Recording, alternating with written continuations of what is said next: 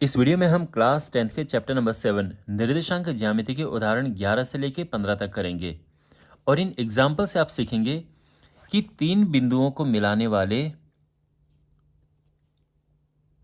तीन बिंदुओं से बने इस तरह से जब तीन बिंदु मिलाए जाते हैं तो एक त्रिभुज की आकृति बनती है। तो इसका क्षेत्रफल क्या होता है ये आप इस वीडियो में सीखेंगे। तो इन क्वेश्चंस को करने से पहले मैं आपको इसका फॉर्मूला एक्सप्लेन करूंगा और फॉर्मूले को कैसे यूज़ करते हैं वो बताऊंगा, फिर हम one by one in examples को करेंगे।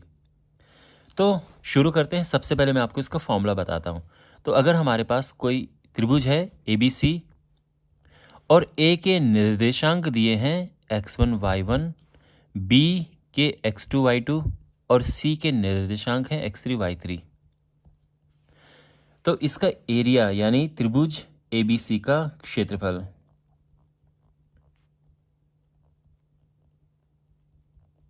क्या होगा? तो सबसे पहले यहां पे लगाओ हाफ और ब्रैकेट शुरू करो। अब लिखो x1 y2 माइनस y3, फिर x2 y3 माइनस y1 और फिर x3 y1 माइनस y2। ये त्रिभुज का एरिया है, ठीक है, त्रिभुज का क्षेत्रफल। अब यहां पे ये जो फॉर्मूला है वैसे तो बहुत ही सिंपल है याद करने के लिए, x1 y2 माइनस y3 फिर x2 y3 माइनस y1, लेकिन अगर आप ऑर्डर में कंफ्यूज हो तो आपको क्या करना चाहिए कि नंबर लिख दो 1 2 3 और ऐसे इनमें चलिए।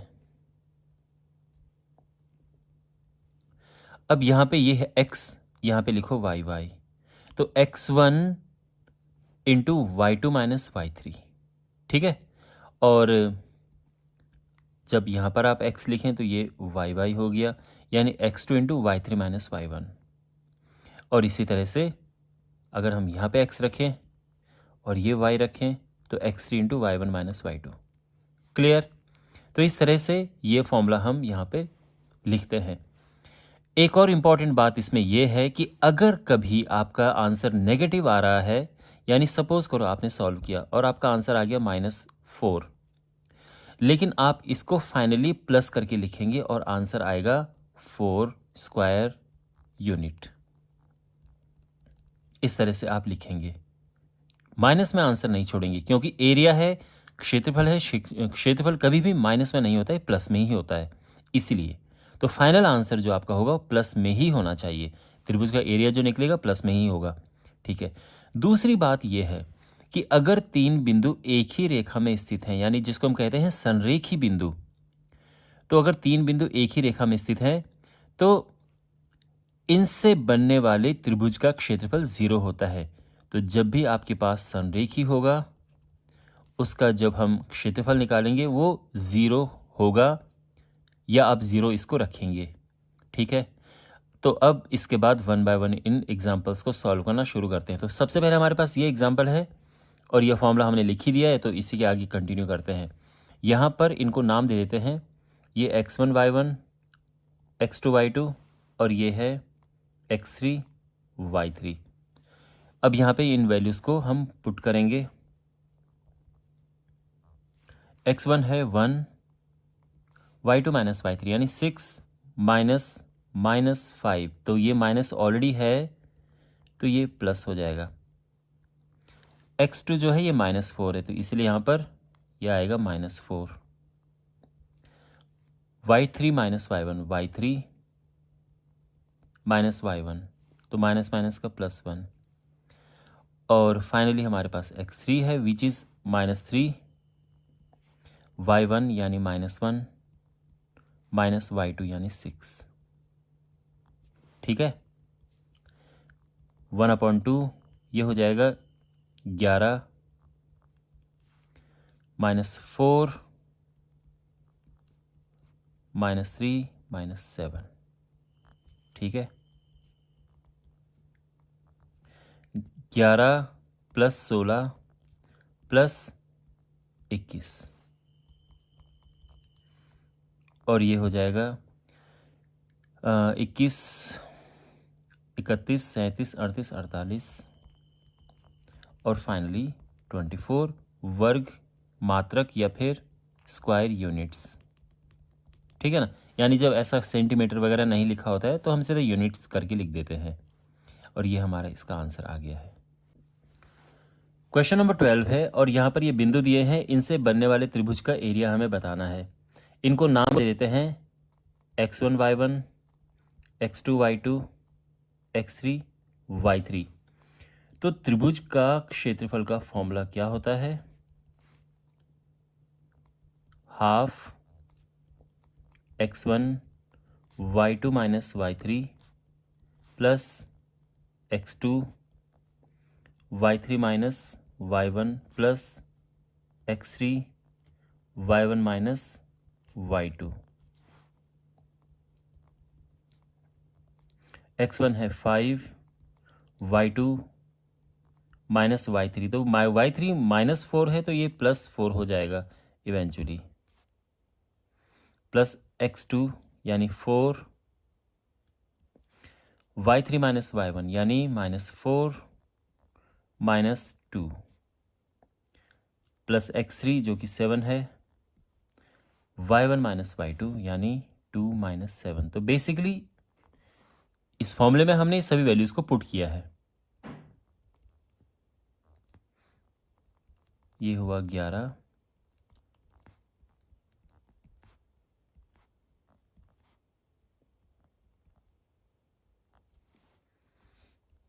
हाफ 55 माइनस 24 माइनस 35,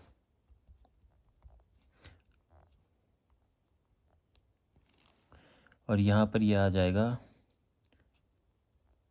55 माइनस 59, और यह आ जाएगा, देखो ये -4/2 और इवेंचुअली ये -2 आ जाएगा। ठीक है, -2 वर्ग मात्रक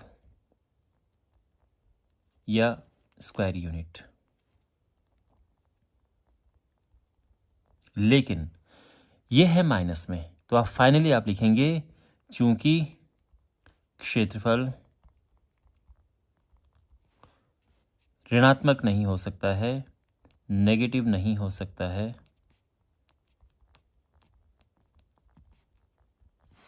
इसीलिए त्रिभुज ABC का क्षेत्रफल बराबर, तो इसको हम प्लस करके लिख देंगे 2 स्क्वायर यूनिट्स, और ये हमारा आंसर है। ऑलराइट, तो जब भी ये माइनस में आए आपको इवेंचुअली फाइनली उसको प्लस में ही लिखना है। एग्जाम्पल 13 है, और यहाँ पर अगेन 3 बिंदु दिए हैं और हमने इनसे बनने वाले त्रिभुज का एरिया फाइंड करना है, क्षेत्रफल फाइंड करना है। अगेन सेम प्रोसेस, इसको हम x1 y1, x2 y2 और x3 y3 नाम दे देते हैं। तो त्रिभुज PQR जो है इसका क्षेत्रफल, तो क्या अगेन पहले फॉर्मूला लिखेंगे हम, x1 y2 minus y3 plus x2 y3 minus y1 plus x3 y1 minus y2। x1 is -1.5, y2 minus y3, y2 minus y3, x2 is 6, y3 minus y1,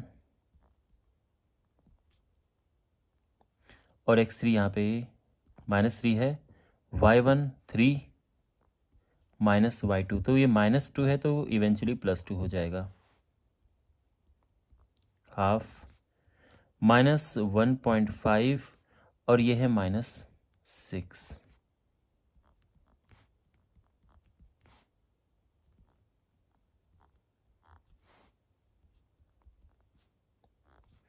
ये हुआ 9.0, बेसिकली 9 ही समझ लो।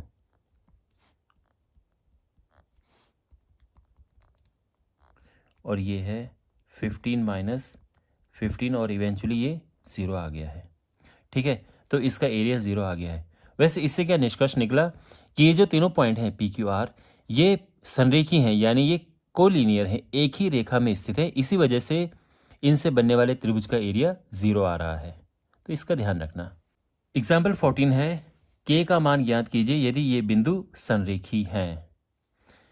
तो पहली बात तो ये कि ये बिंदु संरेखी हैं, इसीलिए इनसे जो त्रिभुज का एरिया निकलेगा वो 0 होना चाहिए।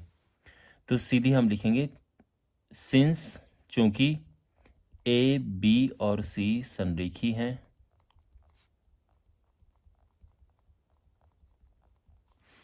इसीलिए त्रिभुज ए बी सी का क्षेत्रफल बराबर 0 है।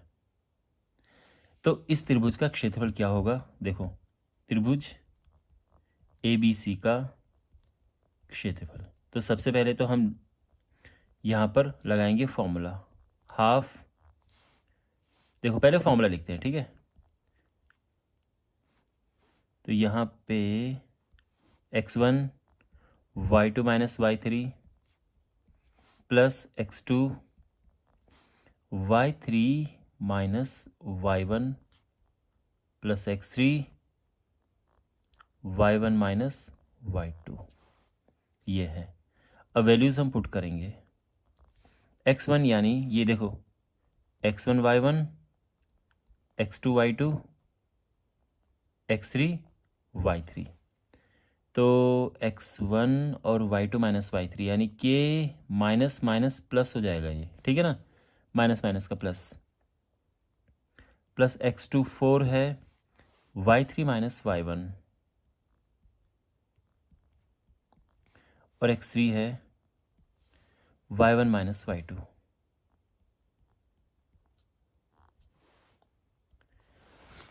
अच्छा, ये आ जाएगा हाफ 2k प्लस 6, ये माइनस 24 प्लस 18 माइनस 6k, तो ये आ जाएगा माइनस 4k और 18 6 24 माइनस 24, ये तो 0 ही आ गया, माइनस 4k प्लस, तो ये बेसिकली 0 आ गया। अच्छा, अब चूंकि त्रिभुज ए बी सी का क्षेत्रफल है 0, है ना, क्योंकि ये संरेखी हैं, तो हम इस नतीजे पर पहुंच सकते हैं। देखो ये और आगे सिंप्लीफाई होके -2k आ जाएगा। अब ये जो -2k है ये 0 आ जाएगा और फाइनली हमारा आंसर ये 0 है। तो k बराबर 0 है, यानी अगर k बराबर 0 होगा तो ये तीनों बिंदु एक ही रेखा में स्थित होंगे, संरेखी होंगे। एग्जाम्पल 15 है, यदि ये बिंदु दिए हैं और ये एक चतुर्भुज के शीर्ष हैं तो चतुर्भुज का क्षेत्रफल ज्ञात कीजिए। देखो कॉन्सेप्ट सेम है, जो त्रिभुजों का कॉन्सेप्ट है वही हम यहाँ पे अप्लाई करेंगे। तो ये हमारे पास एक चतुर्भुज है ABCD, इसको नाम दे देते हैं। हमने इसका एरिया बताना है, तो बेसिकली क्या करेंगे, सिंपल है, हम इस चतुर्भुज को दो त्रिभुजों में बांट देते हैं। तो यहां से हम एक लाइन ड्रॉ करेंगे,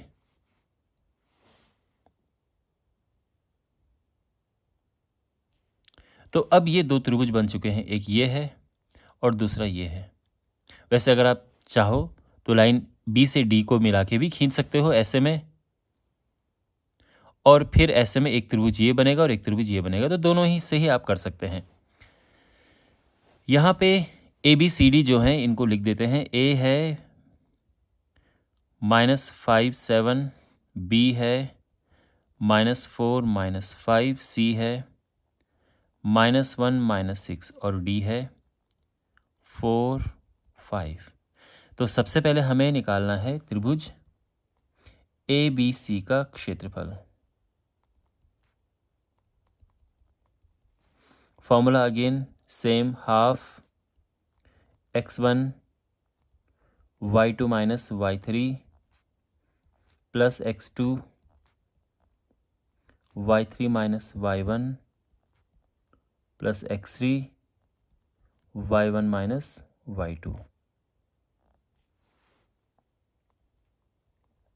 वैल्यूज पुट करते हैं। देखो ABC की बात हम यहाँ पे कर रहे हैं, तो ये x1 y1 x2 y2 और इसे ले लेते हैं x3 y3। तो यहाँ पे देखो x1 यानी -5, y2 -y3 यानी -5 + 6, फिर x2 यानी -4, y3 -y1 यानी दिस माइनस दिस, फिर x3 -1, y1 -y2 यानी 7 -5, तो ये +5 हो जाएगा इस तरह से। तो ये हो गया है ½ -5 1 -4 -13 -1 12, और ये हो जाएगा -5 + 13 चौको 52 -12, और ये आ जाएगा 35/2 स्क्वायर यूनिट्स। ठीक है, इसका एरिया हमें मिल चुका है। अब हम त्रिभुज ADC का एरिया फाइंड करते हैं।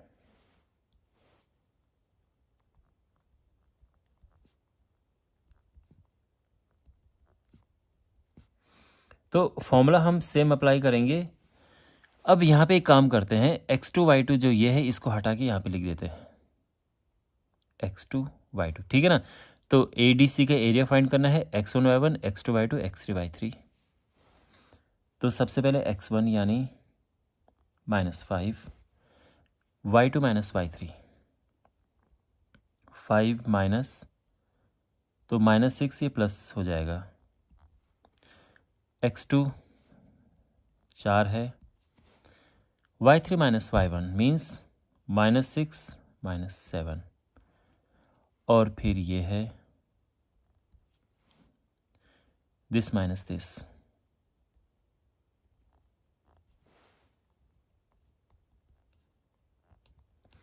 तो -5 ये 11 हुआ, +4 -13 2, -55 -13 चौको 52 -2।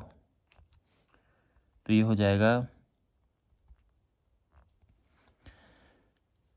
5 4 9 109 माइनस का 109, ठीक है, यानी -109/2 स्क्वायर यूनिट्स। लेकिन चूंकि जो एरिया है वो माइनस में नहीं हो सकता है, इसलिए प्लस आएगा। तो आप लिखोगे बराबर 109/2 स्क्वायर यूनिट, और रीज़न आप लिखेंगे चूंकि क्षेत्रफल माइनस में यानी ऋणात्मक नहीं होता है या नहीं हो सकता है। तो ये आ गया है। तो एक तो ये था और एक ये है। इतना क्लियर हो गया है। और अब पूरा जो एरिया हम निकालेंगे उसमें दोनों को प्लस कर देंगे। तो इसीलिए ABCD का क्षेत्रफल